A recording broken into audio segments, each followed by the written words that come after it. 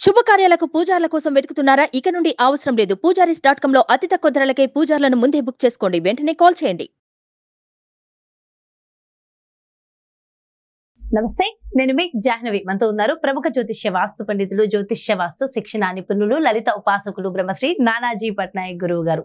సూక్ష్మంలో మోక్షం ఈ ప్రత్యేక కార్యక్రమం ద్వారా మనకున్నటువంటి ప్రతి సమస్యకి సరికొత్త సొల్యూషన్ అందిస్తూ ఉన్నారు కదా గురువు గారు. మరి ఈ రోజు కూడా ఒక ప్రత్యేకమైన తిథికి సంబంధించి విశిష్టతను డీటెయిల్డ్ గా గురువు గారి మాటలు అడిగి తెలుసుకుందాం. నమస్కారం గురుగారు. శ్రీమాత్రే నమః. గురుగారు, సంకష్టహార చతుర్థి ఈ డిసెంబర్ 30వ తారీఖున ఉంది కదా, అయితే ఆ రోజు స్పెషాలిటీ ఏంటి? ఇంకా ఈ సంవత్సరం ఎండింగ్ అంటే తెలుగు తిథుల ప్రకారం కాకపోయినా మనం ఆంగ్ల తిథుల ప్రకారం సంవత్సరాల ప్రకారం చూసుకుంటే ఇయర్ ఎండ్ లో వచ్చింది అది.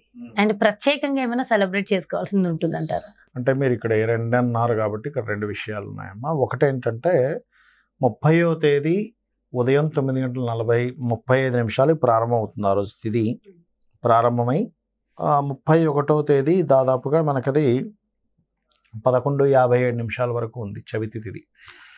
సో ఈ చవితి తిథి ఉన్నప్పుడు పర్టికులర్గా ఉదయం కంటే సాయంత్రం పూట విశేషంగా చెప్తారు. మధ్యాహ్నం సాయంత్రం ఉంటే మంచిది. సర్వసాధారణంగా కూడా గణపతి పూజ అనేటువంటి మధ్యాహ్న సమయంలో చేస్తారు. దానికి కొన్ని నియమాలు ఉన్నాయి.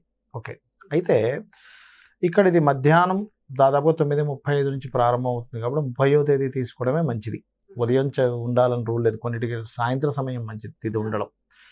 అయితే ఇది శనివారంతో కూడి వచ్చినటువంటి చవితి తిథి ముఖ్యంగా ఎటువంటి విశేషమైనటువంటి ఫలితాలు ఇస్తుంది ఈరోజు కనుక గణపతిని అర్చిస్తే ఆరాధిస్తే అంటే, ఎవరికైనా చూడండి అమ్మా, ఉద్యోగ సంబంధించిన విషయంలో ఇబ్బంది ఉంటుంది చూసారా. అంటే ఉద్యోగం రావట్లేదనో, వచ్చినా సరిగ్గా ఉండట్లేదనో, అంటే ఒక ఉద్యోగంలో చేస్తుంటాం కానీ వైరాగ్యంగా చేస్తుంటాం. నేను నా టాలెంట్కి సరైంది కాదంటే ఏదో ఈ కంపెనీలో వచ్చాను, ఏదో ఖాళీగా ఉండడం ఎందుకని ఇంకో మంచి ఉద్యోగం కోసం చూస్తూ ఉంటాం. అటువంటి విషయాలు కానీ, లేకపోతే మీరు పెద్ద కంపెనీలో చేస్తే మీరు చేస్తున్నా కూడా మిమ్మల్ని గుర్తించరు ఒక్కోసారి.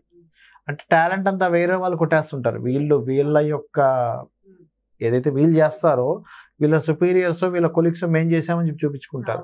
అక్కడ నిరూపించుకోవడానికి అర్థం అవ్వదు. వీళ్ళ అమాయకంగా ఏదో చెప్పడం జరుగుతుంది, వాళ్ళకి వాళ్ళు దాన్ని కాపీ చేయడం ఇట్లాంటివి జరుగుతూ ఉంటాయి. ఇటువంటి వాటన్నిటికీ కూడా మనకు శాస్త్రాల్లో చెప్పినటువంటిది ఏమిటి అంటే, శనివారం కనుక ఎప్పుడైనా మీకు ఇలా ఈ రకంగా సంకటహార చతుర్థి కనుక వచ్చినట్లయితే, లేదా గణపతి పూజను ప్రత్యేకంగా శనివారాలు కనుక చేసినట్లయితే ఉద్యోగ సంబంధించినటువంటి విషయాల్లో దోషం అనేటువంటిది తగ్గుతుంది. ఇది గుర్తుపెట్టుకోండి. ఒకటి. రెండవది, కేవలం ఉద్యోగ సంబంధించిన దోషాలు ఒకటైనా ఇంకేమైనా దీనివల్ల దోషం తగ్గుతుందా అంటే, శనివారము యమారాధన మంచిగా చెప్తుంది శాస్త్రం. ఎందుకు అంటే, యమారాధన కనుక ఎవరైనా శనివారం చేస్తే ఎలా చేయాలండి? సింపుల్గా ఏం లేదు, దక్షిణం వైపు తిరిగి ఓం యమాయ నమః అని చెప్పి నమస్కరించుకున్నా యముడికి పూజ చేసినట్టే. యమ ఆరాధన వల్ల కూడా కలిగే ఫలితాలు ఏమిటి అంటే, ఉద్యోగ ప్రాప్తి జరుగుతుంది యమ ఆరాధన వల్ల కూడా. ఎందుకు అంటే, మనకి అపమృత్యు సంబంధించినటువంటివి కూడా ఇస్తుంది. అంటే అపమృత్యు దోషాలు కూడా తీసేస్తాడు యముడు. కాకపోతే ఇక్కడ మీరు దక్షిణానికి అధిపతి యముడు, దక్షిణానికి కుజుడు కూడా అధిపతి. కుజుడు యముడు అధిపతి. గ్రహదేవత ఏమో కుజుడు, దిగ్దేవత ఏమో మనకి యముడు. అందుకని శాస్త్రాల్లో ఈ దక్షిణ భాగంలో వాస్తుశాస్త్రరీత్యా కూడా దక్షిణ భాగంలో మనం ఎవరైనా తెలియక లెట్రిన్స్ బాత్రూమ్స్ కట్టుకుని ఉంటారు. అలాంటప్పుడు ఏమవుతుంటుంది అంటే, వీళ్ళకి వాస్తుపరంగా దోషం ఏర్పడి అక్కడ ఇబ్బంది కలుగుతుంది. చాలామంది ఏమనుకుంటారు, ఇదేమిటండి వాస్తులో దోషం జరిగితే మనకెందుకు ఇబ్బంది రావాలి? ఆ వాస్తు దోషంలో ఉండేటువంటి ఆ గ్రహాలు కానీ ఆ దిగ్దేవతలు కానీ ఏమైనా క్రూయల్ మైండెడ్ పీపుల్ అక్కడ ఏదో జరిగితే ఎందుకు ఇలా అవ్వాలి అంటే, మీరు బాగా అర్థం చేసుకోండి అమ్మా. ఇక్కడ ఏంటంటే, ఇక్కడ ఆ దిగ్దేవతలకి ఏదో అయిపోయిందని వాళ్ళు దోషం ఇవ్వడం కాదు. ఇక్కడ పంచభూతాల్లో మనం ఇన్బ్యాలెన్స్ని క్రియేట్ చేసుకుంటున్నాం. అంటే సింపుల్ ఎగ్జాంపుల్ ఎలా అంటే, ఇప్పుడు బాగా చలి ఉంది బయట, బాగా చల్లటి చలి, విపరీతమైన చలి. ఆ టైంలో మీరు ఐస్ క్రీమ్ తిన్నారు, ఒక 2-3 ఐస్ క్రీములు తిన్నారు, ఎలా ఉంటుంది మీకు? ఇంకా పట్టేస్తుంది. అంటే ఏంటి, మనకి బాడీలో ఎలా అయితే వాత పిత్త కఫ ఉంటుంది, ఇవి బ్యాలెన్స్డ్గా ఉంటే బాగుంటాడు. ఇప్పుడు కఫం ఎక్కువైపోయింది ఏమలా ఉంటుంది పరిస్థితి?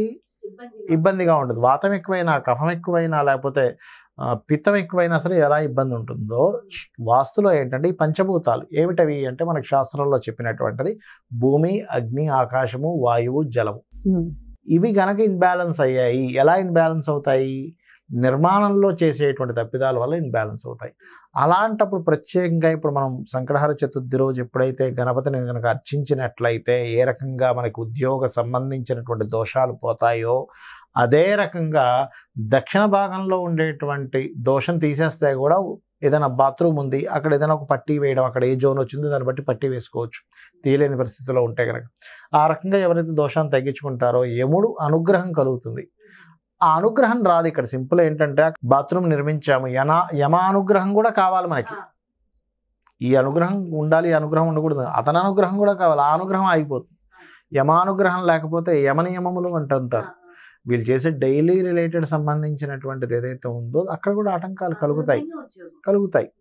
సో అందుకని ఈ ఇబ్బంది అనేటువంటిది వస్తుంది. అయితే ఈ సంకటహర చతుర్థి నాడు ప్రత్యేకంగా ఎవరికైనా సరే సంకల్పం ఉన్నవారు ఖచ్చితంగా ఉండ్రాళ్ళు కుడుములు స్వామివారికి నైవేద్యం పెడితే ఇంకొంచెం ఎక్కువ ప్రసన్నం దొరుకుతుంది. అంతేగాని ఇవి నైవేద్యంగా పెట్టాలి, ఇవి కనుక పెట్టకపోతే గణపతి మనల్ని అనుగ్రహించడు అనేటువంటిది లేదు. గుర్తుపెట్టుకోండి. ఇక్కడ ఏమిటి అంటే గణపతి చాలా సింపుల్గా మీరు కనుక గణపతి ముందు నిలబడి 2 గరిక పెట్టి మీకు ధనం లేదు, అస్సలు తోచడం లేదు, ముందే డబ్బులు లేకుంటే నేను ఉండ్రాలు ఇవన్నీ ఎక్కడి నుంచి తెచ్చి పెట్టాలి. ఎందుకంటే ఇప్పుడు ఒక్కొక్కసారి ఎలా ఉంటుందంటే పరిస్థితి, ఏదో ఊరు నుంచి వస్తారమ్మా, ఇక్కడ హాస్టల్స్ ఎక్కడ ఉంటారు పాపం పిల్లలు, వాళ్ళు ఉద్యోగాల కోసం వెతుక్కుంటూ ఉంటారు. ఎప్పుడు ఉద్యోగం వచ్చి నేను ఊరికి ఫోన్ చేసి చెప్పాలి నాకు ఉద్యోగం వచ్చింది, డబ్బులు వస్తున్నాయి, ఇప్పుడు ఇక్కడ నుంచి మీరు నాకు పంపించాల్సిన అవసరం, నేను మీకు పంపిస్తానని చెప్పాలని ఉంటుంది. ప్రతి ఒక్కరికి గర్వంగా ఉంటుంది కదా. నేను ఏదో ఒక ఉద్యోగంలో జాయిన్ అయినా ఇప్పుడు నేను మీకు పంపిస్తాను, మీరు నాకు పంపించకండి.